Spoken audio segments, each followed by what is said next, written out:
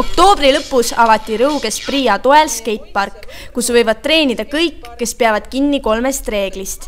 Treenitakse omal vastutusel, kantakse kiivrit ja hoitakse ning hoolitakse vastvalminud skatepargi eest. Rõuge TV uuris enne avamist ehitajalt, kas skateparki on keeruline ehitada.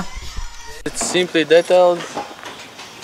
The details is built in the our office in Tallinn. There is some CNC machines who build the details. We only screw it together. Do you skate yourself? Do you like skating? I like all extreme sports.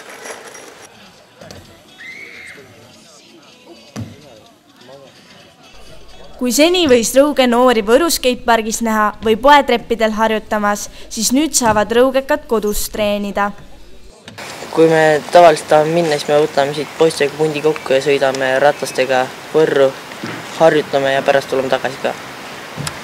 Rõuges on palju vaba aja veetmise võimalusi. Kas sa arvad, et sinust saab ka Rõuge skatepargi kasutaja? Jaa, ma arvan, et iga päev.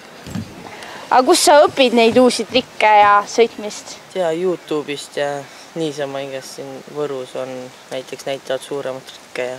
Kas sulle meeldib see, et Rõugesse tuleb uus skatepark? Jaa, see on väga äge, ei pea kogu aeg Võrru sõitma. Tuleb mingi motivatsiooni kõne.